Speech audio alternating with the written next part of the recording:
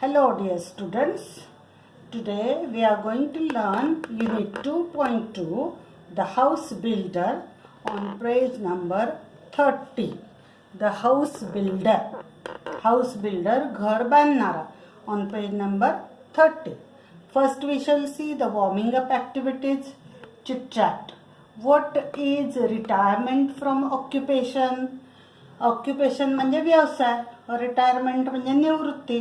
What is retirement from occupation म्हणजे एखाद्या व्यवसायातनं retirement घेणं. रिटायरमेंट म्हणजे निवृत्ती. याचा अर्थ काय तर getting away from the occupation.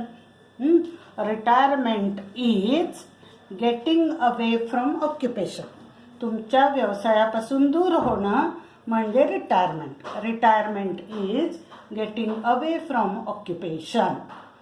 When do people retire? People retire after 58 or after 60. म्हणजे 58 किंवा 60 वर्षानंतर लोक रिटायर होतात. For what reasons do people have to retire from their occupation?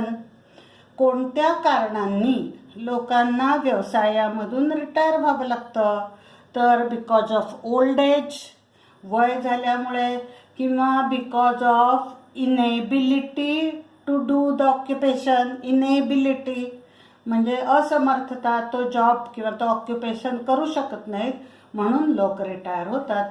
How do people spend their time after retirement. Retirement नंतर लोक त्यांचा वेळ कसा घालवतात तर people spend their time in work, in chatting, in reading, in watching TV or doing some social work after retirement. After retirement, people spend their time in chatting, reading, watching TV or in social work. काही सामाजिक कामामध्ये ते आपला वेळ घालवतात. Now, discuss and match the professionals involved in construction with the work they do. आता आपला धडा कशाचा आहे बघा. House builder. हाऊस बिल्डर घर बांधणारा म्हणून प्रोफेशनल्स व्यावसायिक लोक आपल्याला बघायचे आहेत की जे कन्स्ट्रक्शन बांधकामाच्या कामामध्ये समाविष्ट असणारे किंवा गुंतलेले असणारे प्रोफेशनल्स म्हणजे व्यावसायिक निवडायचे आहेत आणि त्यांच्या कामाशी त्यांचं नाव मॅच करायचं. आता आर्किटेक्ट काय करतो बरं का बघा. आर्किटेक्ट हे सगळे जण बांधकामाशी संबंधित आहेत. त्यापैकी आर्किटेक्ट काय करतो तर plans and design structure. Plan काढतो घराचा, बांधकामाचा प्लॅन आणि डिझाईन काढून देतो की तुमचं घर बनवल्यानंतर असं दिसलं पाहिजे, त्याच्यामध्ये हे असलं पाहिजे, असं सगळा प्लॅन म्हणजे त्याची योजना, त्याचा कच्चा आराखडा घराचा करतो. त्याला म्हणायचं आर्किटेक्ट. म्हणजे आर्किटेक्टचं काम काय प्लॅनिंग अँड डिझायनिंग. नंतर इंजिनियर म्हणजे डी झालं बघा एकचं. इंजिनियरचं ई काम ensures structure will be strong and stable. आता इंजिनियरला सगळं तंत्रज्ञान माहिती असतं त्यामुळे त्याचं काम कोणतं आहे एन्श्युअर्स. तो खात्री देतो की जी स्ट्रक्चर बघा बांधकामाला कोणकोणते शब्द आलेत तर बिल्डिंग आलाय, नंतर कन्स्ट्रक्शन आलाय, स्ट्रक्चर आलाय म्हणजे बांधकाम. Ensure structure will be strong and stable. बांधकाम मजबूत आणि स्थिर राहील याची खात्री इंजिनियर देतो. म्हणजे बांधकाम पक्क होण्यासाठी काय काय केलं पाहिजे ते सगळं इंजिनियर करतो. आता बिल्डिंग कॉन्ट्रॅक्टर. बिल्डिंग कॉन्ट्रॅक्टर काय करतो तर जी सुपरवायझेस कन्स्ट्रक्शन. बांधकामावर लक्ष देणे, सुपरवाईज, तिथे निरीक्षण परीक्षण करणे, एम्प्लॉईज वर्कर्स तिथे मजूर नेमणे आणि प्रोफेशनल्स आणि तिथे व्यावसायिक म्हणजे ज्या ज्या लोकांची गरज आहे ते लोक तिथे नेमायचे आणि बांधकामावर देखरेख करायची. हे काम असतं बिल्डिंग कॉन्ट्रॅक्टरचं. आता कार्पेंटर म्हणजे सुतार. कार्पेंटरचं काम काय आहे makes wooden framework of doors and Windows etcetera. दरवाजे खिडक्या जे सगळं बांधकामाचं वुडन म्हणजे लाकडी काम आहे तो कार्पेंटर म्हणजे सुतार करतो. स्पेलिंग बघा CARPENTER PAINT नाही आहे, carpenter, CARPENTER, carpenter makes wooden framework of doors and Windows. Mason, आता मेसन म्हणजे गवंडी, तो काय करतो, F builds walls, roof etcetera and plasters. तो भिंती बांधतो, रूफ म्हणजे छप्पर बांधतो आणि प्लास्टर करतो घराला. हे काम गवंड्याचं असतं, मेसन. आता टायलर, आपण घरात टाईल्स आहेत म्हणतो बघा, टाईल्स म्हणजे फरशा, मग म्हणजे does the flooring, C does the flooring म्हणजे फरशी बसवण्याचं, जमिनीचं खालचं सगळं काम तो करतो. आणि इंटिरियर डेकोरेटर, तर तो इंटिरियर डेकोरेटर आपलं घर बांधून झालं की घराची आतली बाजू कशी सुंदर दिसेल, beautifies the inside of a home, घराच्या आतल्या ज्या ज्या काही गरजा आहेत त्या कशा सुंदर होतील ते बघायचं काम इंटिरियर डेकोरेटर करतो. ना यातली activity 2, a word can be broken up into units of pronunciation each having one vowel sound. Vowel तुम्हाला माहिती आहेत इंग्लिशमध्ये AEIOU ही अक्षरं आणि उच्चार AIEIOU AIO औ ॲ आणि ऑ हे व्हॉवेल्स आहेत. आता आपण तात्पुरतं AEIOU लक्षात घेऊ आणि जिथे जिथे उच्चार पूर्ण करण्यासाठी AEIOUची आवश्यकता असते. आता इथे बघा TO, टू, गॉट, एकच व्हॉवेल आले, O आय, नंतर ई. उच्चार कसे होतात बघा, to, got, will, see etcetera. या सगळ्यांना जस्ट वन सिलेबल. आता एक किंवा दोन व्यंजन म्हणजे कॉन्सोनंट आणि त्याच्याबरोबर एक व्हॉवेल म्हणजे स्वर AEIOU असं मिळून होणारा शब्द असतो, त्याला सिलेबल असं उच्चार असतो, त्याला सिलेबल असं म्हणतात. याच्यामध्ये एक अक्षरीच उच्चार होतोय बघा, एकच व्हॉवेल आहे. टू, गॉट, विल, सी यांना वन सिलेबल आहे म्हणजे एक एक व्हॉवेल याच्यामध्ये आहे. या सी मध्ये दोन जरी ई असले तरी त्याचा उच्चार एकदाच ई असा होतो. आता याच्यामध्ये बघा ए आहे, ई आहे, फादर, फादर, फादर असा उच्चार आपण करतो म्हणून दोन सिलेबल्स, टू सिलेबल्स. मे सन, ए आहे, ओ आहे, मे सन. बिल्डरमध्ये EUI आहे आणि इथे ई आहे, बिल्डर, बिल्डर. इथे दोन सिलेबल्स आहेत. आणि आता इथे 3 सिलेबल्ड वर्ड्स आपण बघतोय. एंजिनियर, एंजिनियर, ई आहे, आय आहे, इथे डबल ई आहे. आता इथे पण 3 व्हॉवेल्स आहेत, AEE, कारपेंटर, कारपेंटर. जितके व्हॉवेल्स त्याप्रमाणे तेवढे सिलेबल्स त्यात असतात, तसा उच्चार आपण करतो. इथे O, इथे U, इथे IO. कन्स्ट्रक्शन, कन्स्ट्रक्शन असे 3 सिलेबल्स म्हणजे 3 उच्चार आपण करतो. आता इथे write down names of any 5 of your classmates. तुमच्या वर्गमैत्रिणींच्या 5 जणींची नावं लिहा and break them up into syllables आणि त्यांना सिलेबल्समध्ये त्याचे तुकडे तुकडे करा. Write down the number of syllables in each of their names. आता मी माझं नाव लिहून दाखवते बघा.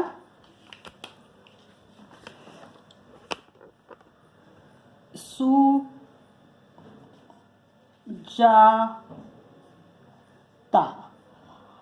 AEIOU पैकी यू आला, ए आला, ए आला. सुजाता म्हणजे माझ्या नावामध्ये किती आहेत? 3 सिलेबल्स झाले. अशा प्रकारे आपल्याला सिलेबल्स मोजायची आहेत. तुम्ही तुमच्या नावाचं आणि इतर कोणती 4 नावं घेऊन त्याचं सिलेबल्स मोजा. The house builder, it is a story. ही एक कथा आहे बघा. This is a story of a mason. Mason, one who builds with stone, bricks, cement etcetera. जो दगड, विटा आणि सिमेंटचं बांधकाम करतो तो म्हणजे गवंडी. This is a story of a mason. ही एका गवंड्याची गोष्ट आहे who work for a building contractor, की जो एका बिल्डिंग कॉन्ट्रॅक्टरसाठी काम करत होता. आपण बघितलं की इथे बिल्डिंग कॉन्ट्रॅक्टरचं काम काय असतं तर जी supervisors construction, employees, workers, professionals etcetera, जो कर्मचाऱ्यांची सगळ्या नेमणूक करतो बांधकामावरच्या आणि देखरेख करतो तो. आपल्या या गोष्टीतला जो मेसन होता म्हणजे गवंडी होता तो काय करायचा तर एका बिल्डिंग कॉन्ट्रॅक्टरसाठी काम करायचं. या बिल्डिंग कॉन्ट्रॅक्टरनी त्याला कामावर नेमलेलं होतं. The mason always strove to do his work to perfection. Strove म्हणजे मेड ग्रेट एफर्ट्स, खूप कष्ट करायचा किंवा खूप मेहनत घ्यायचा. आपला गवंडी असा होता की जो कायम खूप मेहनत करायचा to do his work to perfection.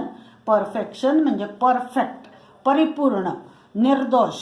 आपलं काम उत्तम व्हावं, त्यात कुठलाही दोष राहू नये यासाठी तो भरपूर कष्ट करायचा. As soon as a house had been designed by the architect, as soon as a house had been design. As soon as म्हणजे ताबडतोब, एखादी गोष्ट घडल्याबरोबर लगेच. जसं का घराचं डिझाईन व्हायचं बाय द आर्किटेक्ट. आता आर्किटेक्टचं काम आपण बघितलं की to design and plan and design, plan करणं आणि डिझाईन करणं घराचं. तर जसं का आर्किटेक्टनी घराचं डिझाईन केलं and details finalized by the engineer, आणि इंजिनियरनी त्या बांधकामाचे सगळे डिटेल्स, बारीक सारीक माहिती फायनलाइज म्हणजे पक्की केली. आर्किटेक्टचं काम डिझाईन करणं आणि इंजिनियरचं बांधकाम भक्कम कसं होईल ते बघणं. मग आता डिझाईन केलं इंजिनियरनी आणि हे आर्किटेक्टनी, आणि डिझायनरनी एकदा सगळे बारीक सारीक डिटेल, बारीक सारीक गोष्टी फायनलाइज केल्या म्हणजे पक्क्या केल्या की the contractor would send for the mason. Send for म्हणजे बोलावणे, पाठवणे, की कॉन्ट्रॅक्टर आपल्या ह्या मेसनला बोलावणं पाठवायचा and leave the responsibility of building the house to him. आणि तो LEAVE लीव, लीव म्हणजे सोडणे, तो सोडायचा. रिस्पॉन्सिबिलिटी म्हणजे जबाबदारी, बांधकामाची जबाबदारी, त्या घराच्या बांधकामाची जबाबदारी तो त्याच्यावर सोपवायचा किंवा सोडायचा. कोणावर? मेसनवर. आता काय काय केलं बघा. आर्किटेक्टने घराचं डिझाईन केलं, इंजिनियरनी डिटेल्स फायनलाइज केले, त्यानंतर कॉन्ट्रॅक्टरनी आता माणसं नेमायचे, मग तो मेसनला बोलवायचा आणि त्याच्यावर घराच्या बांधकामाची जबाबदारी टाकायचा. The mason would then without wasting any time start his work.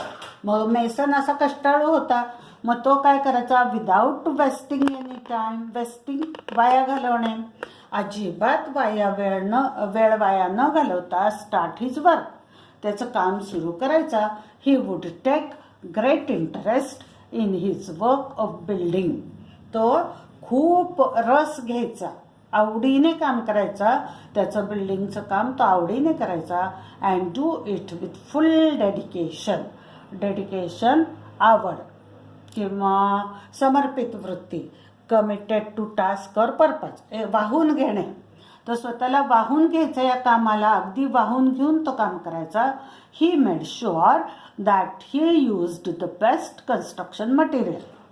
तो खात्री करायचा, मेक शुअर, खात्री करायचा that he use the best construction material, की त्याने वापरलेलं आहे सर्वात चांगलं बांधकाम साहित्य. कन्स्ट्रक्शन, स्ट्रक्चर, बिल्डिंग हे शब्द आपण बघितले म्हणजे बांधकाम, आणि मटेरियल म्हणजे साहित्य. बांधकामाचं साहित्य सर्वात चांगल्या दर्जाचं, ऑफ हाय क्वालिटी, उच्च दर्जाचं, क्वालिटी दर्जा चांगल्या दर्जाचं. The measurements of the walls, doorways, arches etcetera were perfect. आणि मेजरमेंट्स माप, कशाची माप तर भिंती, दरवाजे, आर्चेस म्हणजे सगळं आतलं बांधकाम, वेअर परफेक्ट, ती सगळी बरोबर असायची याची तो खात्री करायचा. And he gave an excellent and appealing finish to whatever he built. आणि फिनिश देणे, फिनिश देणे म्हणजे शेवटचा टच देणे.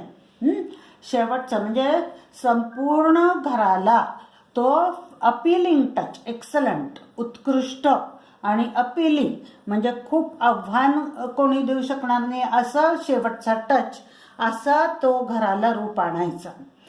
The owners of the new houses built, मग नवीन बांधलेल्या घरांचे ओनर्स, मालक, would be more than satisfied with the construction.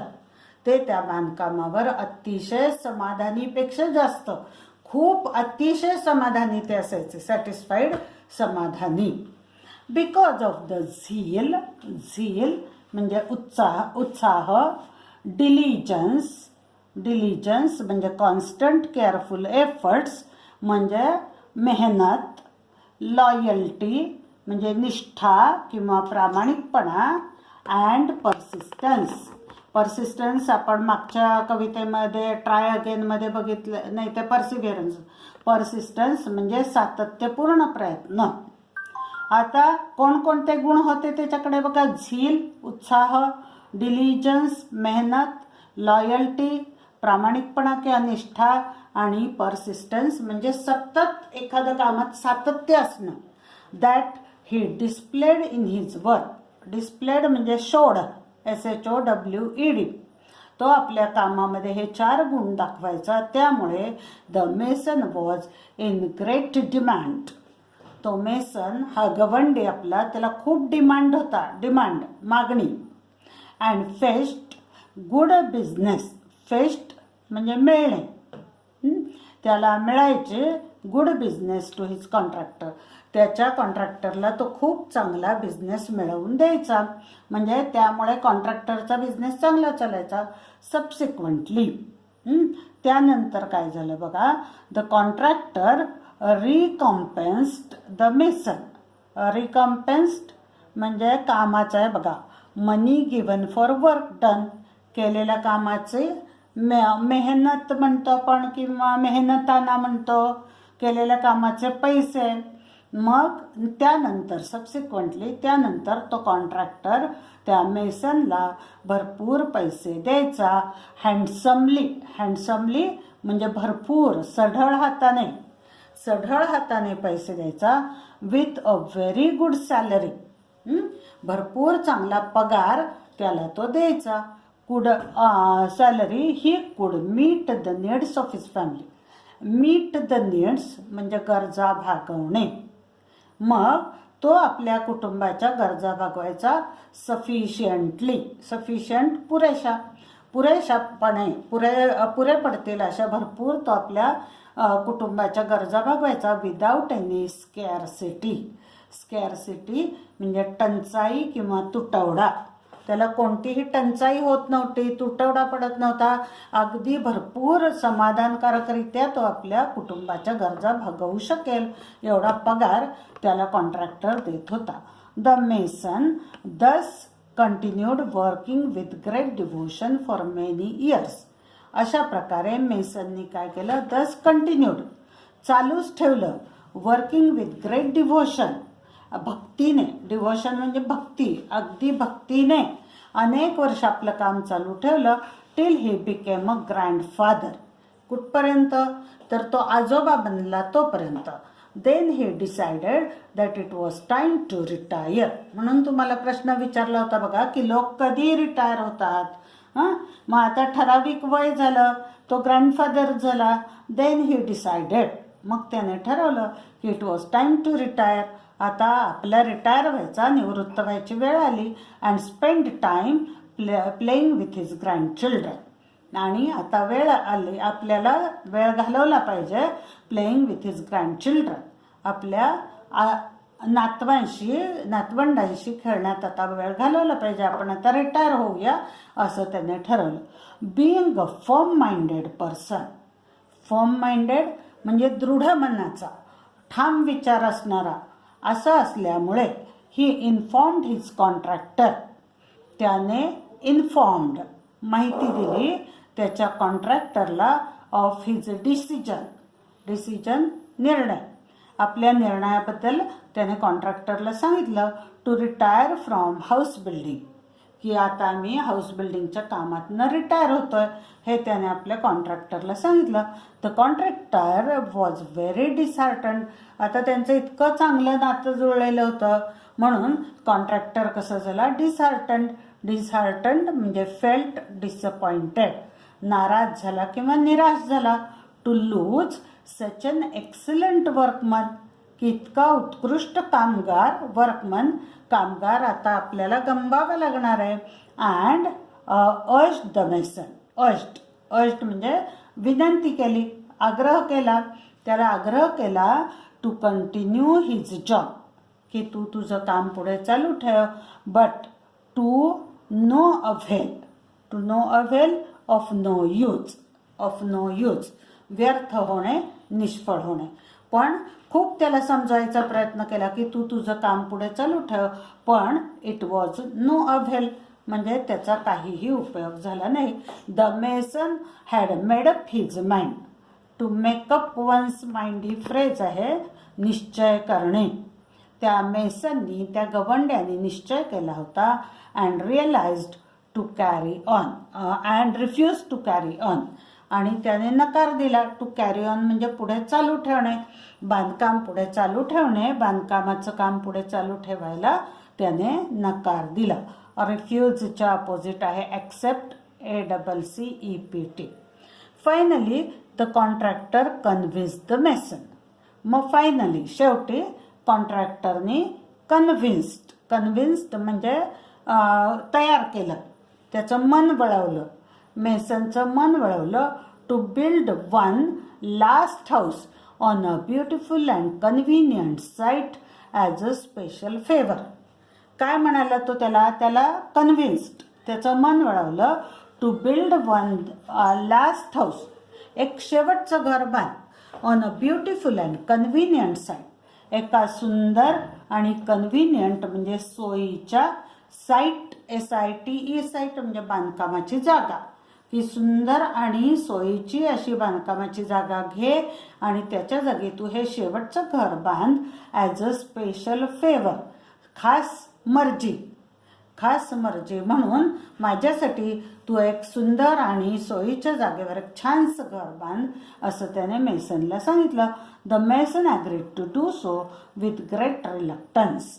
आता मेसननी पण ॲग्रीड, संमती दिली हे करायला, विथ ग्रेट रिलक्टन्स म्हणजे नाखुश, अनविलिंगनेस, नाराजी, नाखुशीने तो तयार झाला. नॉट टू हॅपीली आयदर, खूप खुश पण नव्हता तो त्या कामावर, पण त्याने तयार झाला तो. The construction started. मग अशा प्रकारे बांधकाम सुरू झालं. It was a most beautifully designed house. ते खूप सुंदर डिझाईन केलेलं, कच्चं डिझाईन तयार केलेलं घर होतं. To be built at a sought after location. Sought after म्हणजे हव्या असलेल्या ठिकाणी, लोकेशन म्हणजे जागा, हव्या असलेल्या जागेवर ते छानसं असं सुंदर असं डिझाईन केलेलं घर होतं. हावेवर द मेसन कुड not put his mind and heart in his work. पण मेसनला काही, तो नाखुश होता, त्यामुळे त्याचं मन आणि त्याचं हृदय त्या कामामध्ये नव्हतं. He did his work very रफली. आणि मनापासून न केल्यामुळे त्याचं काम कसं झालं, रफली म्हणजे ओबडधोबड, त्याचं काम ओबडधोबड झालं.